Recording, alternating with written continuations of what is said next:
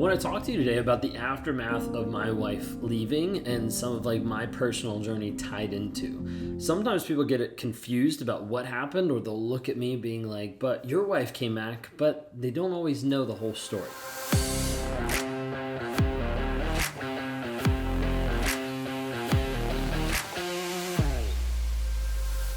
If you guys are new here, my name is Ben Taylor. I'm the founder of Raw Motivations, the creator of the NARC app, and your guide in the 45-day Clarity Challenge you can access at claritychallenge.net.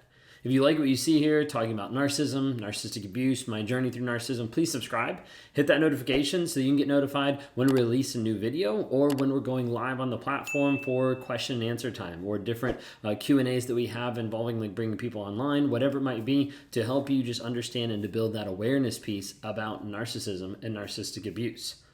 Well, when we talk about this idea that my wife left me, and people normally get it confused and but she came back, but what's actually going on? You need to understand first and foremost, my wife didn't leave me because I wasn't in therapy. I was already in therapy. I was already doing the work by being there, being present in the therapist's office, but it wasn't actually producing a changed behavior. There wasn't an aspect that my wife left, and as a result, I was like, oh, now I need to go to therapy. There was already something that was in my life when she decided to leave. Sometimes people get that confused. So I want to talk to you today of what happened and what changed and ultimately why she came back and some of the nuances about that. If you guys haven't had a chance to be able to see our podcast or listen to that, you can access it on all the different podcast platforms. It's underneath the name Trauma, Drama, and Life. The first season is out with 10 episodes in there that we did in 2022. The second season we're currently recording now and in the process of doing that as video as well. So you'll be able to watch that on video podcast or on audio as well. So you'll be able to check that out, Trauma, Drama, and Life. Okay, anyways, diving in. When we talk about a narcissist, we talk about the aspects of being grandiose, prideful, all those things were me plus a million more. All the 9 characteristics of narcissism I exemplified. And it came out in all different aspects of my life, especially in the aspect of lying and in the aspect of cheating and getting to the place where I was emotionally and mentally abusive to my wife, to a place where she had her emotions completely destroyed, wasn't allowed to have an opinion, wasn't allowed to actually be herself, and was hiding from that. Well, through the time of her understanding and figuring out, through different traumatic experiences, she got into therapy. And it was therapy that started to change some of her perspective about the things that were happening. Started to see more aspects of her trying to hold me accountable or her trying to stand up against some of the things that I was doing. But the thing is, so think of it this way, if you take a fish out of a toxic tank of water and put them in a fresh tank, that's great, but if they return back to that toxic tank, it's just as bad as what it started off to be with. And that's what was happening, is she would go to therapy, she would get a little bit better in therapy, she would start to heal, but then she'd come right back into that toxic environment of being with me, and have a lot of that either revert or have a lot of that progress feel really, really slow because she was still stuck with me. And there's still that aspect of that trauma constantly being ripped off, the Band-Aid being ripped off and being nope, you're still traumatized while being with this person and trying to heal. A lot of times that's why I say it's really hard, almost impossible a lot of times, to heal when you're with that abusive person. Okay. She tried to leave multiple times. It was not something that I kept her in the house, but it was something that she would leave and then come back because she would be, questioning, is this the right thing to do? Should I have done this? All those things. And then typically as she would get ready to leave, that'd be when I would, beg her not to go or ask her please just stay. Let's work on this.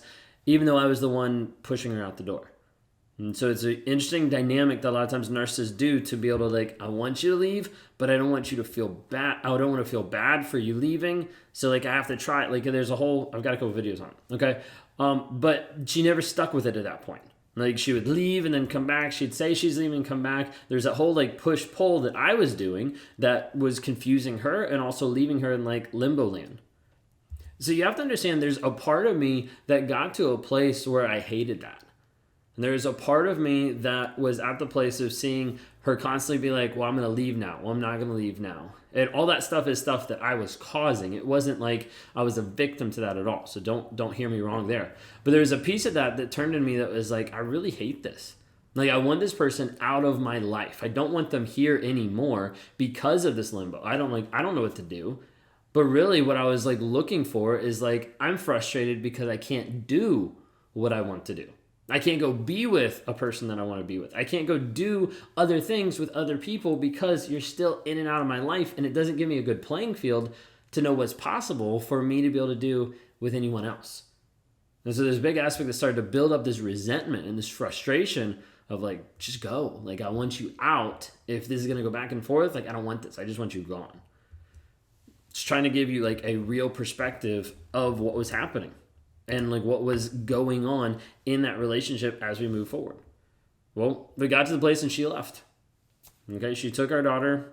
She was accepting a job out of the state. She moved out of the state, moved in with some family, and that was it. Gone. Well, in that moment, you might be asking, what did I do? I remember her leaving, then I remember her driving away, and I remember sitting down on the stairs right beside the door and thinking I need to tell someone. And so as a result, I ended up going back and like calling up the next supply and like talking to a person that I'd already had interactions with or had an affair with and was at a place of like, yeah, like, can you believe like this happened?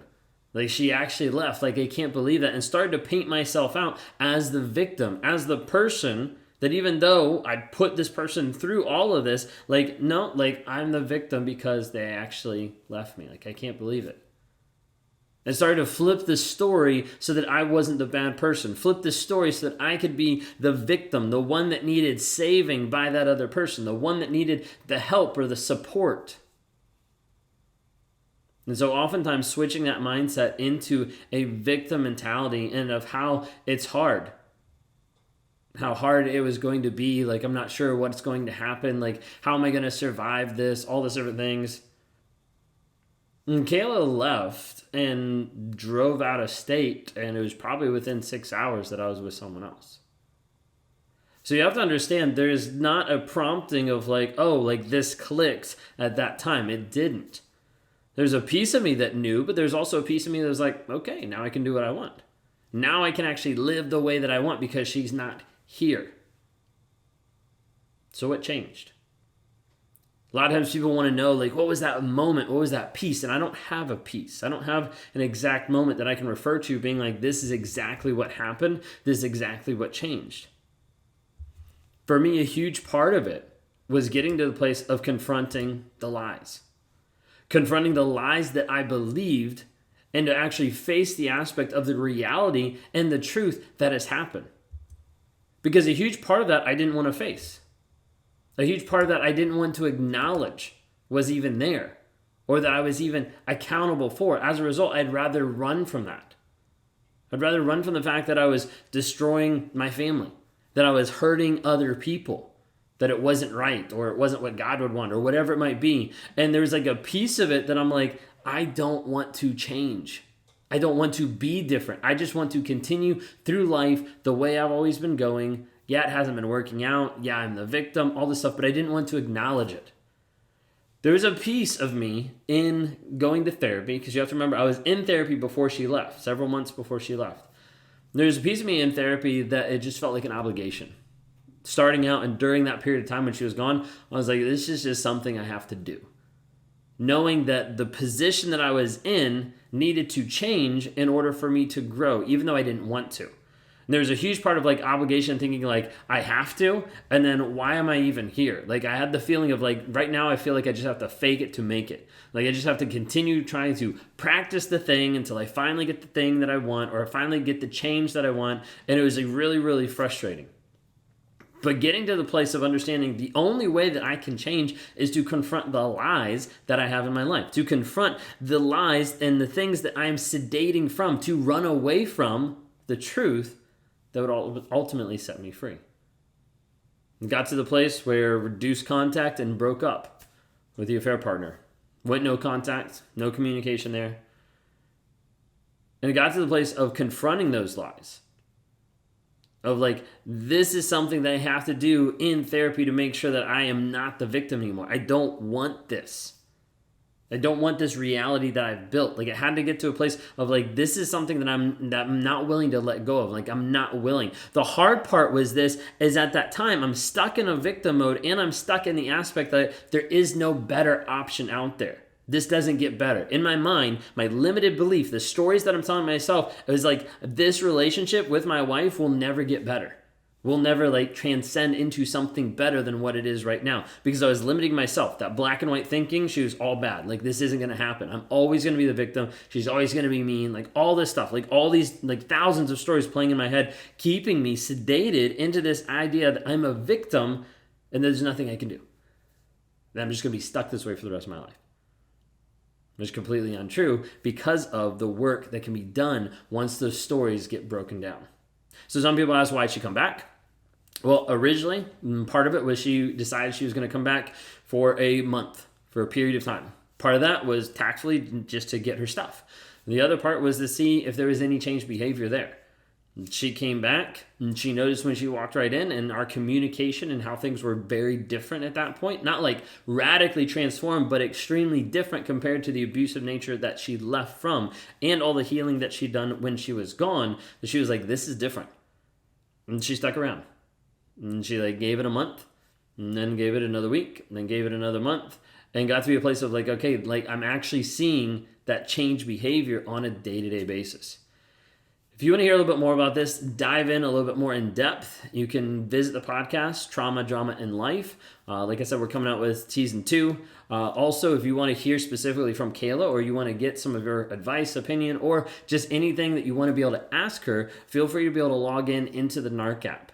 For those that are on the Survivor Plan, we do a Zoom call every single week, and we bring people in during certain times of the month to try to be able to help encourage you, but also to be able to communicate and to be able to help answer questions. And so she's going to be coming inside the NARC app in the Zoom calls that we have every single week. She's going to be coming in with the last Monday of every month. So you'll want to tune in to be able to hear her perspective, be able to ask her questions, anything like that, to help you in your growth, in your healing, in your change, and in your development. So stick around for that.